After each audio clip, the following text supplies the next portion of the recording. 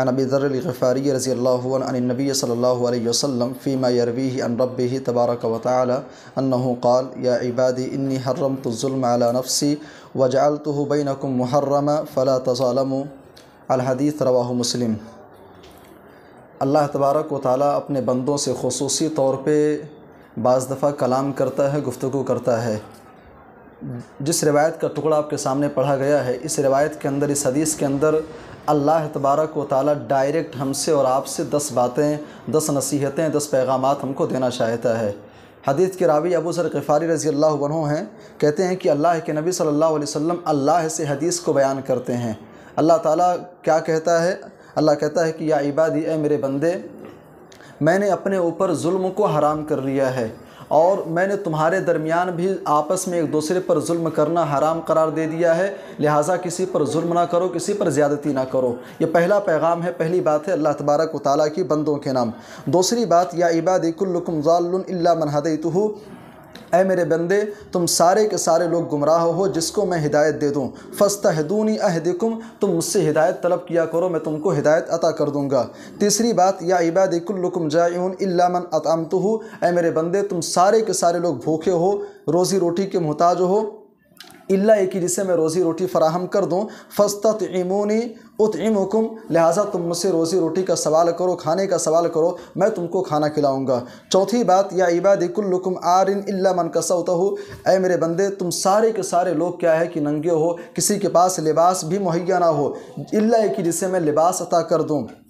فاستکسونی اکسکم، لہٰذا تم مجھ سے لباس کا سوال کرو، میں تم کو لباس بھی عطا کروں گا۔ اس کے بعد اللہ کہتا ہے، یا عبادی انکم تخطئون باللیل والنہار، اے میرے بندے، تم صبح و شام خطائیں کرتے ہو، غلطیاں کرتے ہو۔ وانا اغفر الذنوب جميعا، اور میں تمہارے ساری خطاؤں کو معاف کرتا ہوں۔ فاستغفرونی، لہٰذا تم مجھ سے مغفرت طلب کیا کرو، اغفر لکم، میں تمہیں معاف کر دوں گا۔ یا عبادی انکم لن تبلغوا ضری فتضرونی، اے میرے بندے، تم سارے کے سارے لوگ مل کر کے اگر مجھے نقصان پہنچانا چاہو تو مجھے نقصان نہیں پہنچا سکتے ہو، اور اگر پوری کائنات مل کر کے میری بادشاہت میں کچھ اضافہ کرنا چاہے تو میری بادشاہت میں کسی بھی قسم کا اضافہ نہیں کر سکتی ہے۔ اس کے بعد اللہ کہتا ہے، یا عبادی لو ان اولکم وآخرکم وانسکم وجنکم، اے لوگو، اگر تم سارے کے سارے لوگ اکٹھا ہو جاؤ، آدم علیہ السلام سے لے کر کے اب تک جتنے لوگ آئے ہیں اور بعد میں جتنے لوگ آنے والے ہیں، جتنے انسان ہیں، جتنے جنات ہیں، سب اکٹھا ہو جائیں اور سارے کے سارے لوگ بالکل نیک اور صالح بن جائیں، ما زاد ذالک فی ملک شیئا، تمہاری نیکی، تمہاری تقوی، تمہارے ثواب اللہ تبارک و تعالیٰ کی بادشاہت میں کچھ بھی اضافہ کرنے والے نہیں ہیں۔ یا عبادی لو ان اولکم وآخرکم، اسی طریقے سے پوری دنیا اگر گنہگار ہو جائے، ظالم ہو جائے، نافرمان ہو جائے، ما نقص ذلک من ملک شیئا، اللہ کہتا ہے میری بادشاہت میں، میری حکومت میں ذرہ برابر کمی ہونے والی نہیں ہے۔ اس کے بعد اللہ کہتا ہے، یا عبادی لو ان اولکم وآخرکم وانسکم وجنکم قاموا فی صعید واحد، اگر پوری کائنات مل کر کے ایک جگہ اکٹھا ہو جائے، فسألونی، اللہ تبارک و تعالیٰ سے سارے لوگ سوال کریں، فاعطیت کل واحد مسألتہ، اللہ کہتا ہے کہ ہر انسان کی مراد کو، ہر انسان کی تمناؤں کو میں پورا کر دوں، ما نقص ذلک